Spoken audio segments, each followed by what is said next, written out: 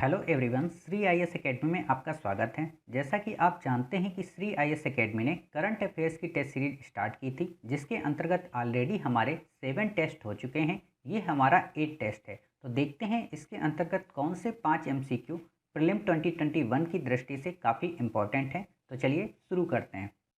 जैसा कि आप देख रहे हैं कि ये हमारा टेस्ट 8 है, करंट जुलाई 11 से 20 तक का। तो इसमें हम देखते हैं कि कौन कौन से क्वेश्चन हमारे इम्पोर्टेंट हैं। तो पहला प्रश्न है हमारा, तपन राय पैनल संबंधित है किससे? ऑप्शन डिफेंस पद से रिलेटेड है। नंबर 2, कंपनी लॉ समिति से रिलेटेड है। नंबर 3, इकोनॉमिक स्टैटिक्स से रिलेटेड है। और नंबर 4, कोर इन्वेस्टमेंट कंपनी से रिलेटेड है। उम्मीद है आपने चारों ऑप्शन देख लिए होंगे और आपने इसका आंसर भी सोच लिया होगा। आपको पता है इसका आंसर क्या है? डी। तो चलिए देखते हैं कि ऊपर के 3 ऑप्शन किससे रिलेटेड हैं या इनका पैनल कौन सा है। आपको पता है डिफेंस से रिलेटेड जो पैनल है या डिफेंस से रिलेटेड रिफॉर्म में जो समिति बनाई गई थी वो कौन सी थी? शेखटकर समिति। ठीक है। दूसरा आपका है कंपनी लॉ से रिलेटेड जो समिति बनाई गई थी वो कौन सी समिति थी? इंजीत श्रीनिवास समिति। क्लियर? इसका नाम है इंजीत श्रीनिवास। ठीक है, तो ये याद रखना। तीसरा है इकोनॉमिक स्टैटिक्स से रिलेटेड कौन सी समिति है? तो आपको पता है प्रणव सेन जो समिति है वो इकोनॉमिक स्टैटिक्स से रिलेटेड है। क्लियर? तो इस तरीके से आपको ये 4 ऑप्शन क्लियर हो गए।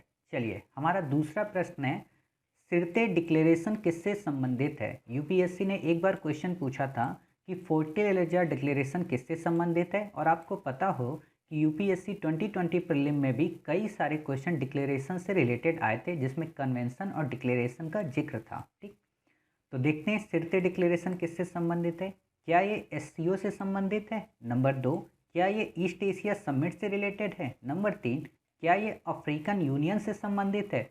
और नंबर 4, क्या ये नाटो से रिलेटेड है? ठीक है, आपने उम्मीद है कि इसका उत्तर देख लिया होगा और आपने बताया है कि इसका आंसर क्या है? सी, यानी कि अफ्रीकन यूनियन।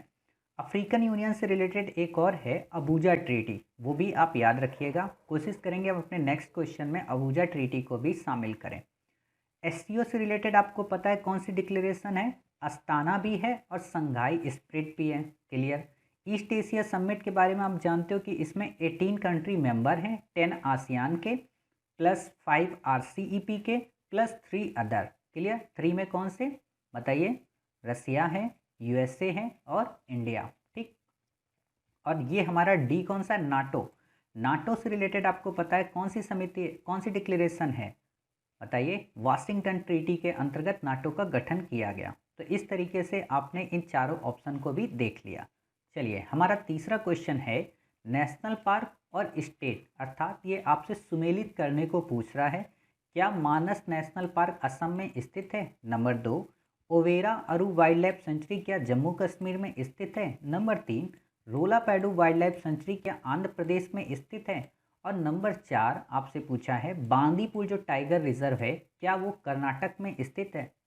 उम्मीद है कि आपने इन तीनों ऑप्शन को या आपने इन चारों ऑप्शन को देख लिया होगा और आपको पता है कि जो मानस नेशनल पार्क है वो असम में स्थित है। क्लियर?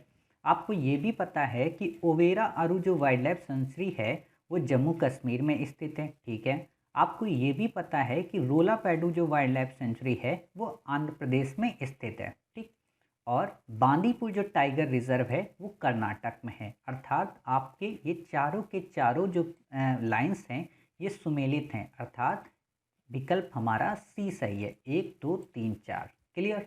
चलिए अगला क्वेश्चन है हमारा, इंटरनेशनल एनर्जी एजेंसी। आपको पता हो कि हमने अपने पिछले टेस्ट में इंटरनेशनल एटॉमिक एनर्जी एजेंसी के बारे में पढ़ा था। आज ये हमारा क्या है? International energy agency. तो चलिए देखते हैं इंटरनेशनल एनर्जी एजेंसी के बारे में। आप बताइए, क्या ये ऑटोनोमस इंटर गवर्नमेंटल ऑर्गेनाइजेशन है? ठीक है। क्या इंडिया इसका संस्थापक सदस्य है? ठीक है। क्या ओईसीडी के फ्रेमवर्क के तहत इसका गठन हुआ था? ठीक है। फिर है वर्ल्ड एनर्जी आउटलुक रिपोर्ट इसी के द्वारा जारी की जाती है। और आपसे पूछा है असत्य बताइए, सत्य नहीं पूछा है, यानी कि आपको सावधानी पूर्वक देखना है कि आपको गलत वर्ड चूज करने हैं। ए 1 3, बी 2, सी 2 3 4 और डी केवल 4। क्लियर? तो उम्मीद है आपको पता होगा, और कई सारे स्टूडेंट्स को तो इसका आंसर इसलिए भी पता चल गया होगा क्योंकि ऑलरेडी हमने इसका एक ऑप्शन डिस्कस कर लिया था अपने प्रीवियस टेस्ट में। कौन सा? कि वर्ल्ड एनर्जी जो आउटलुक रिपोर्ट है वो तो इंटरनेशनल एनर्जी एजेंसी के द्वारा ही जारी की जाती है।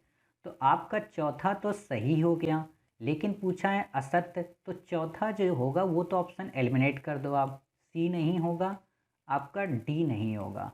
क्लियर? तो इस तरीके से आपने देख लिया। फिर आप देखिए, इसने कहा है क्या ये OECD के फ्रेमवर्क के तहत इसका गठन हुआ? तो हाँ, इसका OECD के तहत गठन हुआ। तो तीसरा भी इसका ऑप्शन नहीं होगा। आंसर तो हमारा मिल गया है, केवल 2, यानी कि भारत इसका संस्थापक सदस्य नहीं है। क्लियर?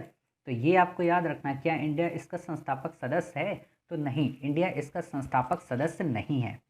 OECD के कंट्री के जो मेंबर होते हैं वो इसके सदस्य होते हैं। ठीक, तो उम्मीद है आपने 4 क्वेश्चन कर लिए, इसका ऑप्शन आपको मिल गया बी। चलिए, हमारा आज का अंतिम प्रश्न कौन सा है? आज का अंतिम प्रश्न है, कोलिस्टीन शब्द चर्चा में रहा, यह क्या है? कई बार यूपीएससी आपसे ऐसे वर्ड दे देता है कि कोलिस्टीन क्या है। क्या ये एक एंटीबायोटिक ड्रग है? नंबर 2, क्या ये एक नेक्स्ट जनरेशन प्लास्टिक का प्रकार है? नंबर 3, क्या ये एक प्रकार का मेंटल डिसऑर्डर है? और नंबर 4, क्या ये अल्जाइमर के लिए एक नया ड्रग है? तो उम्मीद है आप में से कई सारे लोगों ने इस प्रश्न का उत्तर देख लिया होगा, और आपको पता है इस प्रश्न का सही उत्तर क्या है कि कोलिस्टीन एक एंटीबायोटिक क्या है? ड्रग है। क्लियर? तो चलिए, अब हम अपने बाकी ये 3 ऑप्शंस को देखते हैं। एक नेक्स्ट जनरेशन प्लास्टिक का प्रकार, अर्थात एक नेक्स्ट जनरेशन प्लास्टिक का क्या नाम है? PDK। आपको कहीं पे अगर वर्ड मिल जाए कि हाल ही में चर्चा में रहा शब्द PDK क्या है, तो ये एक प्रकार का नेक्स्ट जनरेशन प्लास्टिक का टाइप है। क्लियर? फिर आपसे क्वेश्चन पूछा जा सकता है, एक प्रकार का मेंटल डिसऑर्डर। तो आप देखोगे कि मेंटल डिसऑर्डर क्या होता है, तो सीजोफ्रेनिया नाम का एक वर्ड है, वो अगर आपको कहीं पे मिल जाए तो आप कहोगे ये एक प्रकार का मेंटल डिसऑर्डर है। क्लियर? फिर आपका अंतिम वर्ड है अल्जाइमर के लिए एक नया ड्रग। आप में से कई सारे लोग एक वर्ड पढ़ते होंगे, क्या नाम है उसका बताइए? GV971 या फिर ओलिगोमन्नेट। समझ गए? आपसे अगर कोई वर्ड दे दे कि हाल ही में चर्चा में रहा ओलिगोमन्नेट क्या है, ये अल्जाइमर की बीमारी के लिए एक नया प्रकार का ड्रग बनाया गया। क्लियर? तो इस तरीके से आपने सारे 5 MCQ कवर कर लिए। तो देखते हैं कि आपने 5 MCQ में से कौन से सही किए और क्या आपने ऑप्शन किया। आपने क्वेश्चन 1 का क्या किया था बताइए? आपने किया था डी। क्वेश्चन 2 का क्या किया था आपने? सी। क्वेश्चन 3 का क्या किया था? याद करिए, सी। क्वेश्चन 4 का क्या किया था आपने? बी। और क्वेश्चन 5 का आपने क्या किया था? ए। क्लियर? तो इस तरीके से हमने अपने 5 MCQ कवर किए, साथ ही उससे रिलेटेड जो ऑप्शंस हैं उनको भी कवर किया। मिलते हैं नेक्स्ट टेक्स्ट में, तब तक अपना ख्याल रखिए और स्वस्थ रहिए।